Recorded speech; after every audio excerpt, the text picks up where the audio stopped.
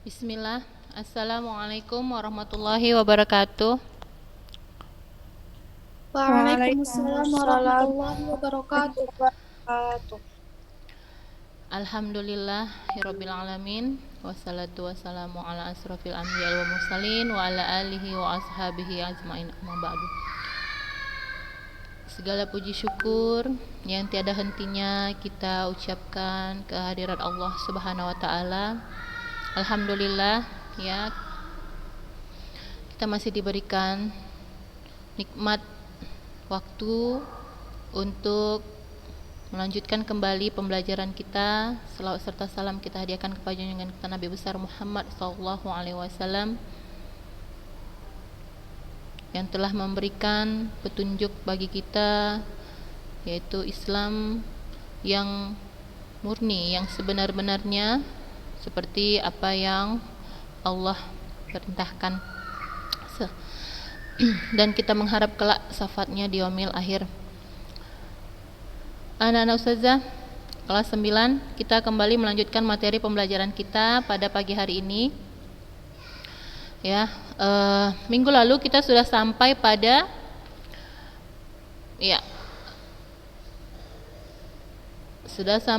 tujuan P3K, ya kan? Tujuan P3K. Yang sudah masuk ini 13 siswa ya. Nah, semoga yang lain segera bergabung ya. Dan Ustazah berharap anak-anak Ustazah kelas 9 semuanya ya, di saat-saat sudah mendekati ujian seperti ini kiranya semakin dan tetap terus ya untuk rajin mengikuti Zoom. Ya, siapa yang ingat pada minggu lalu apa itu tujuan P3K? Siapa yang ingat?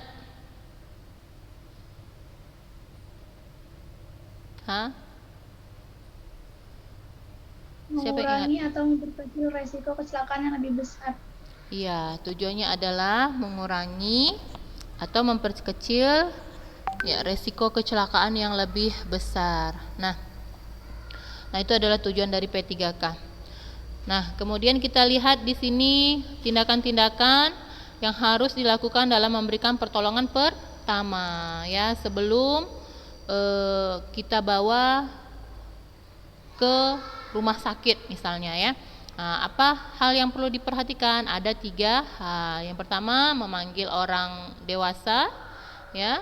Kemudian orang dewasa yang tentunya ada di sekitar kita. Yang kedua, memanggil ya petugas medis atau dokter, dan yang ketiga adalah menghentikan pendarahan ya. Atau yang ketiga ini bisa jadi nomor 2 ya. Kalau misalnya kita sudah tahu terjadi kecelakaan, nah sambil memanggil orang yang lebih dewasa dari kita yang ada di sekitar, nah, kita sambil bisa menghentikan pendarahan baru memanggil dokter ya, atau bersamaan. Nah seperti itu. Jika kalau kita sendiri misalnya, nah kita hentikan dulu pendarahan ya sebisa mungkin.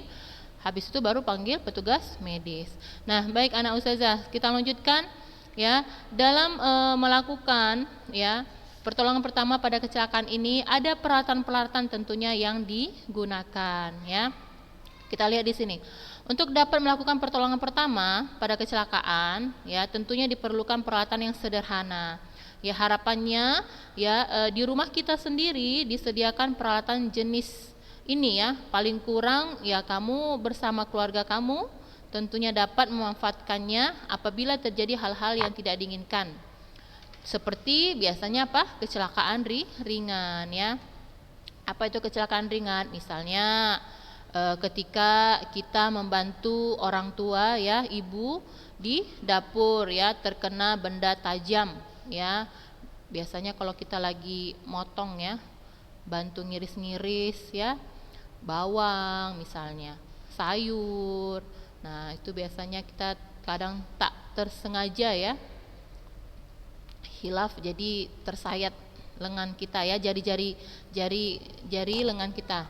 Nah, jadi secara sekarang ya untuk peralatan dan perlengkapan pertama untuk memperkecil suatu kecelakaan ya, kita bisa memberikan pertolongan ya. Diantaranya apa itu? Kita lihat di sini peralatan P3K ya. Yang pertama itu ada yang namanya kasa steril. Tahu ya anak ustazah ya, kasa steril itu ya. Ya, kasa steril itu yang pertama harus ada nih. Kita sediakan di rumah kita ya. Kemudian yang kedua plester ya. Yang ketiga plester obat ya. Jadi di plester itu ada yang bisa sekalian obatnya ya. Tumben? Oh, ujian tahfiz. Oh iya. Kirain tadi si Najwa. Ya, jadi ada plester ini plester biasa ya, ada juga plester yang sudah ada obatnya ya. Jadi di sini kita lihat ya, kasa steril itu apa? Yaitu sejenis kain tipis dan lembut biasanya digunakan untuk membalut luka. Nah, jadi diingat kasa steril ini gunanya untuk membalut luka. Kemudian plester ini digunakan apa? Untuk merekatkan kasa penutup agar tidak terlepas. Nah, kemudian yang ketiga adalah plester obat. Ya, plester obat ini plester yang mengandung obat ya. Biasanya digunakan untuk menutup luka kecil yang telah dibersihkan. Nah, luka kecil biasanya bagaimana? Luka misalnya kita terjatuh ya di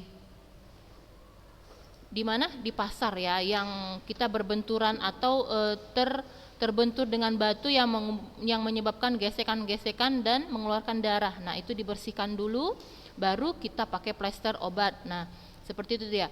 Misalnya akibat teriris atau tersayat benda tajam, nah itu juga bisa. Kemudian pada permukaan tengah plester terdapat lapisan yang mengandung obat, ya. Nah, jadi plester obat ini ya digunakan untuk menutup luka yang kecil yang telah dibersihkan. Nah, biasanya kalau luka itu ya kalau misalnya gini, kalau tersayat pisau mungkin masih bersih ya Kak ya, tapi itu pun harus kita bersihkan. Misalnya kita cuci dulu ya kan biar darahnya itu bersih baru kita pakai plester obat. Tapi kalau misalnya kita terjatuh di pinggir pasar misalnya, itu membersihkannya pakai apa Kak? Pakai air saja atau gimana? Biasanya pakai apa? Ada yang tahu? Kemudian menyebabkan goresan-goresan. Kalau di pasar itu tempat jalan. Maksud saja bukan pasar penjual ya. Jalan, pinggiran jalan. Itu biasanya bersihkannya pakai apa? Ada yang tahu? Pakai apa, Kak? Tadi pertanyaan apa pertanyaannya? Membersihkan luka kalau misalnya kita terbentur tergesek di pasar tempat jalan? Iya, pakai alkohol. Kenapa harus pakai alkohol? Supaya apa? Supaya lukanya bersih dan steril, ya. Karena kalau misalnya itu kan pasar kotor ya, debu, kuman, kita nggak tahu. Ya namanya tempat pejalan kaki misalnya, atau di batu-batu ya. Nah itu kan kotor ya. Jadi mungkin kita nggak tahu ya yang namanya kuman. Ya pasti ada lah ya kan, menjaga. Nah gitu. Jadi kita bersihkannya pakai apa? Pakai alkohol ya, supaya lebih bersih dan lebih steril. Baru kita pakai plester obat untuk menutup luka. Kadang biasanya kalau tidak seperti itu bagaimana? Bisa kalau tidak dibersihkan dulu malah kumannya di dalam. Kita tutup, akhirnya kita tutup dengan plester biasa atau plester obat atau langsung pakai kasa steril. Nah itu berkembang kumannya di luka tersebut jika tidak kita bersihkan terlebih dahulu. Ya, itulah yang menyebabkan apa? Bernanah, ya kan? Nanah campur darah, kemudian membengkak. Nah, itulah dia yang berbahaya. Luka kecil bisa jadi besar jadinya. Ya. Nah, kemudian kapas. Kapas digunakan untuk membersihkan luka. Nah, ini dia pakai kapas. Biasanya kapas itu kita alkohol itu kita letakkan di kapas ya.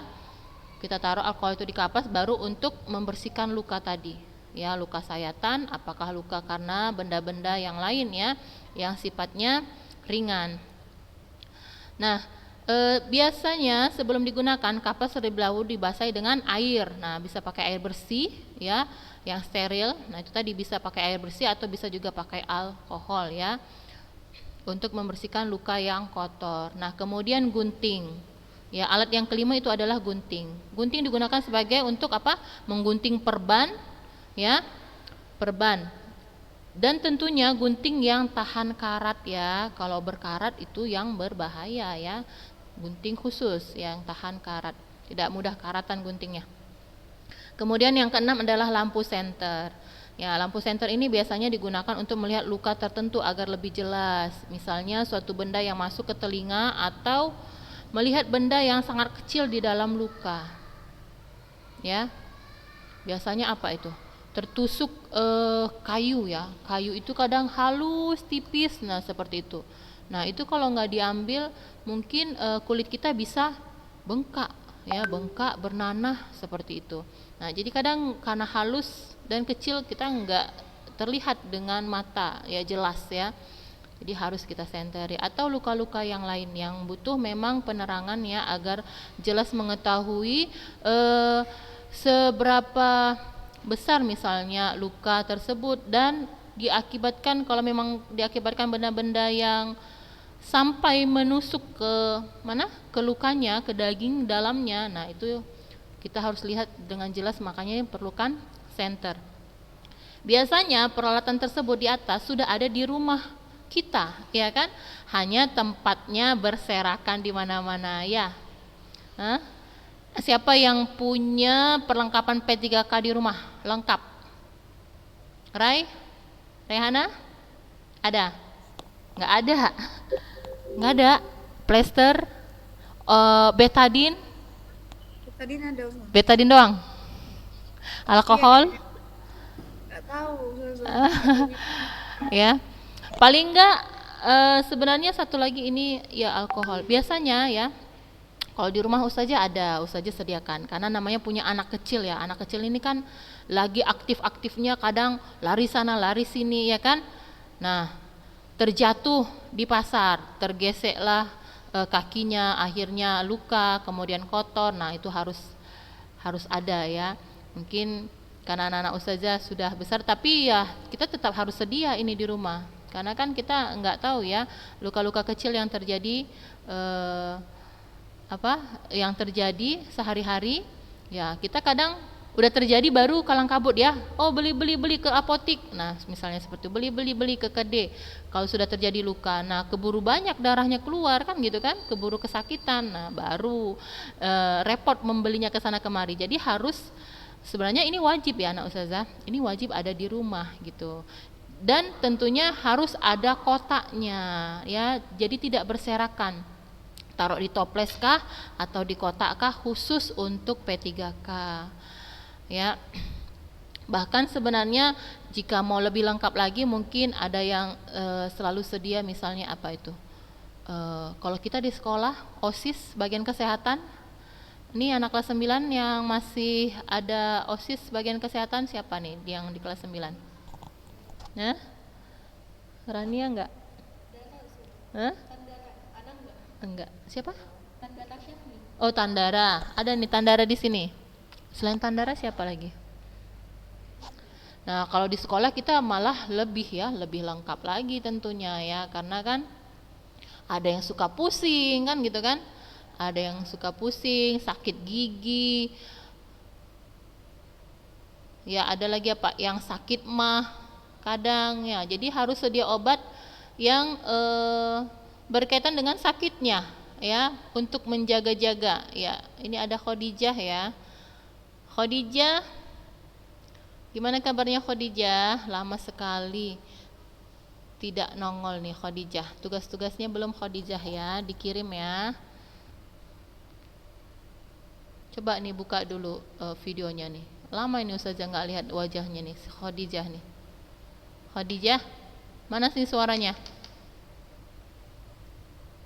Sayang banget, dari kelas 8 tugas-tugas semua.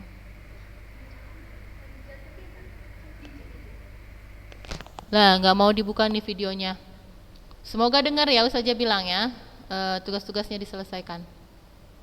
Baik, anak Ustazah kita lanjut. Jadi harus sedia kotak ya kan.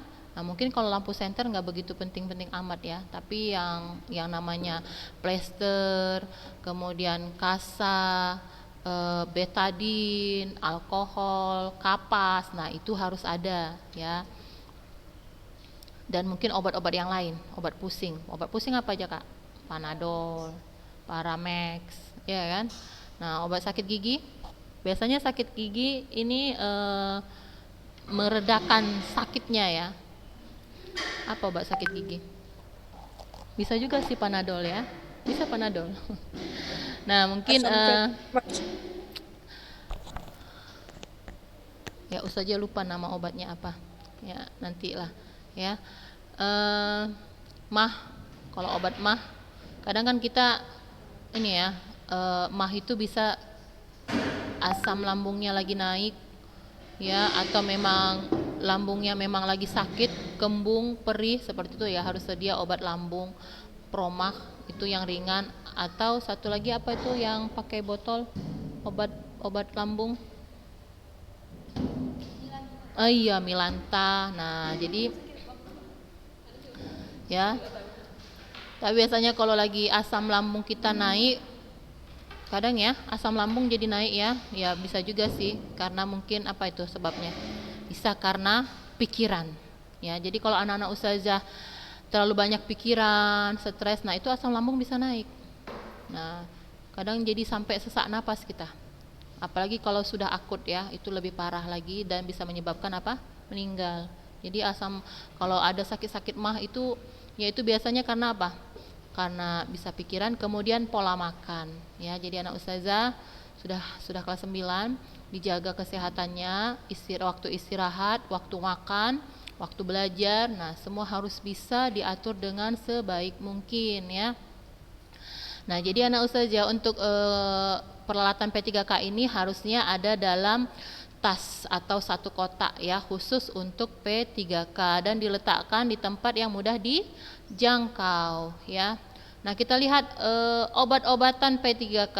Nah, ini lebih khusus kepada obat-obatan ya. Kalau tadi itu baru alat untuk membalut luka ya. Obatnya ada ya, kita lihat di sini. Nah, tentunya setelah kita mengetahui peralatan yang kita gunakan untuk pertolongan pertama pada kecelakaan, ya, selanjutnya untuk obat-obat ringan yang dapat dibeli secara bebas tanpa harus menggunakan resep dokter, ya. Adapun jenis obat tersebut adalah ya sebagai berikut ya. Biasanya kalau pakai resep dokter itu yang gimana Kak? Sakitnya? Yang parah ya. Parah tentunya, pakai resep dokter kita nggak bisa macam-macam kan gitu kan. harus pakai resep dokter. Nah, adapun jenis obat-obatan tersebut yang pertama itu ya, karena dia tergolong pada luka ya. Kalau dia luka ringan tentunya ya, kita lihat ini tergolong pada luka ringan.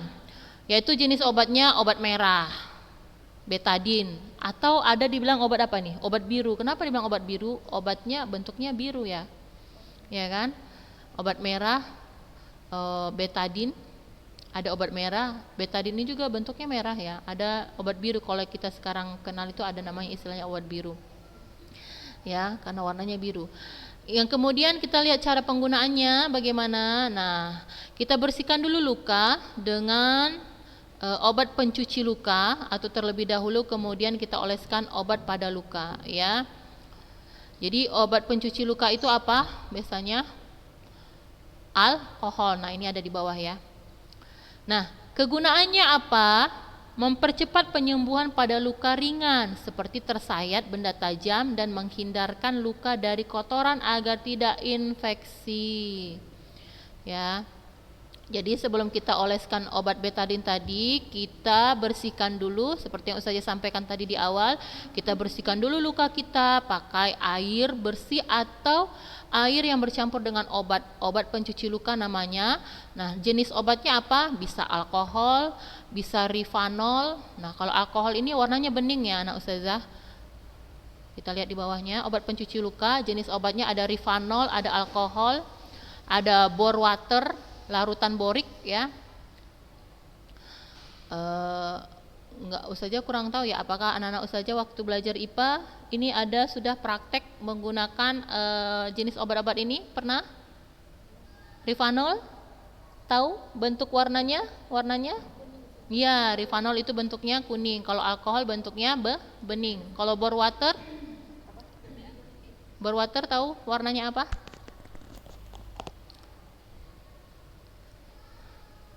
Bore water, saja juga belum pernah lihat ya. Yang udah sering itu rifanol sama alkohol karena disediakan di rumah ya. Nah, ini nama istilahnya ya, bore water. Dan ini tentunya bore water ini pasti adalah campuran alkoholnya ya. Begitu juga dengan rifanol. Nah, kalau ini alkohol murni ya. Betul-betul alkohol murni itu ada persennya ya, kadarnya ya. Untuk membersihkan luka itu 70% minimal itu ya. Kadar alkohol yang digunakan untuk membersihkan luka itu 70%. Kalau untuk orang operasi berapa persen tuh ya? Mungkin lebih tinggi lagi ya tingkat alkoholnya karena biar lebih apa? Lebih steril ya. Wallahu a'lam ya. Ya, cara penggunaannya bagaimana? Ya, tentu dibersihkan dulu lukanya dengan obat pencuci luka agar bersih dan steril. Nah, pakai apa? Seperti saya bilang tadi, ada rifanol, ada alkohol ya. Kita tuangkan kemana? Ke kapas ya kan, baru kita bersihkan luka kita ya, biar steril. Baru kita gunakan obat ya merah tadi, apakah obat betadin, apakah obat biru ya, yang ustazah rasa sama ya kegunaannya ya. Kegunaannya di sini mempercepat penyembuhan pada luka yang ringan seperti tersayat ya, sama ya.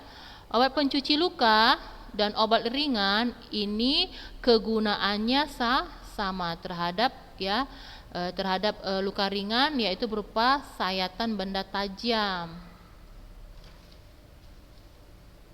Selanjutnya luka bakar.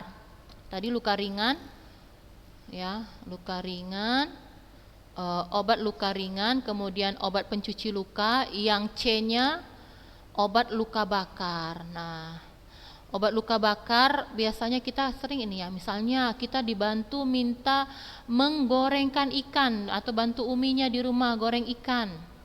Nah, kalau yang nggak biasa masak itu ketakutan itu goreng ikan. Takutnya kenapa? Kena letupan minyaknya. Tapi kalau udah biasa dia goreng ikan, kena letupan minyak itu udah biasa mungkin ya. Nah, ada yang kadang mungkin letupannya terlalu besar ya hingga kena ke tangan dan harus segera beri pertolongan pertama ya. Nah, apa jenis obatnya? Bioplacenton. Ini bioplacenton ini bentuknya kayak odol kecil ya. Kalau kita letakkan di luka bakar, terutama misalnya ini yang ringan ya, biasanya kita kalau di dapur kan menggoreng ikan, goreng tahu, tempe misalnya, menggoreng-goreng lah ya berhubungan dengan minyak ya. Lantas karena bercampur dengan air ya, jadi kalau minyak panas bercampur dengan air itu berbahaya ya. Makanya kalau kita masak itu di dapur, bagaimana anak-anak ustazah yang pintar masak, yang rajin masak, bantu orang tua atau yang bantu orang tuanya ya, nah itu nggak boleh sampai panas sekali baru kita masukkan ikannya misalnya, baru kita masukkan tahunya misalnya, ya kan?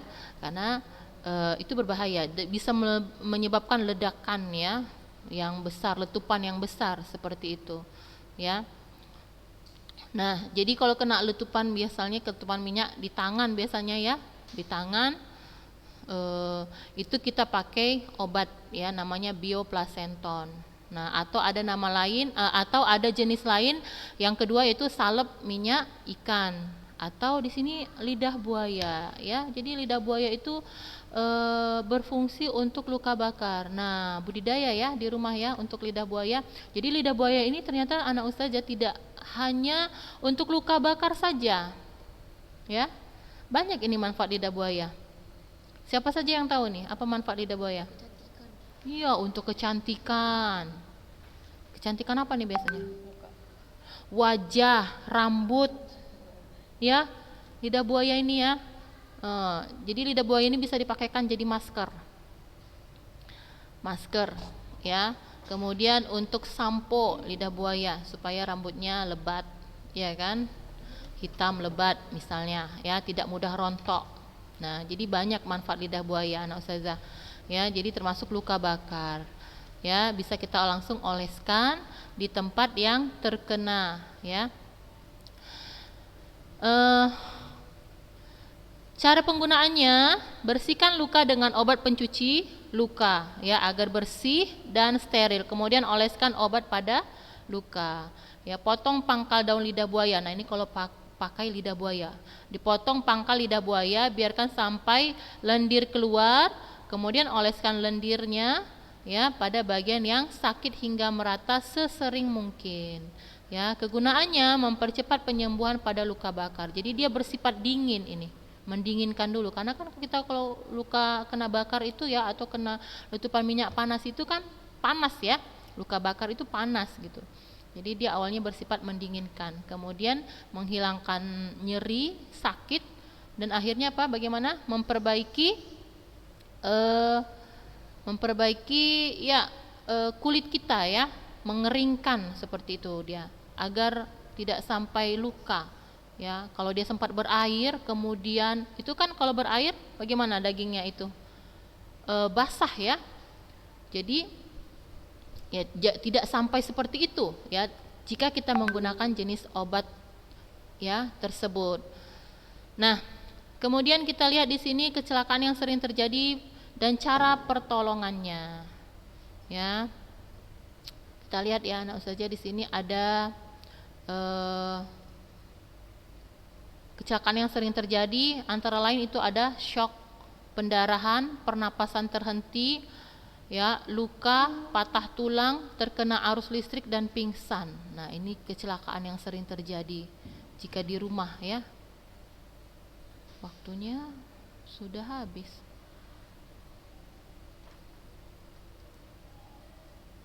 Ya, 2 menit lagi. 2 menit lagi. Tapi jamnya berapa? Habis ya, Mi? Ya, anak ustazah dibaca-baca ini ya. Ini kemarin udah ustazah share di grup ya. Tentunya diringkas ya, dibaca. Kita ada sedikit lagi ini. Insyaallah minggu depan selesai, baru kita masuk bab baru. Minggu depan masih sempat ya? Nah, anak ustazah, seandainya lah pertemuan kita ini nanti tidak sempat, yang jelas materi sudah ustazah sampaikan untuk bahan anak ustazah ujian. Nanti ada satu bab lagi, ustazah akan coba kirimkan bentuk PDF-nya ya. Baik, kita cukupkan dulu sampai di sini. Kita sambung minggu depan. Ya. Kita tutup dengan doa kafaratul majlis. Subhanakallahumma wa bihamdik asyhadu an la ilaha illa anta astaghfiruka wa atubu ilaik. Assalamualaikum warahmatullahi wabarakatuh. Waalaikumsalam warahmatullahi wabarakatuh. Waalaikumsalam warahmatullahi wabarakatuh. wabarakatuh.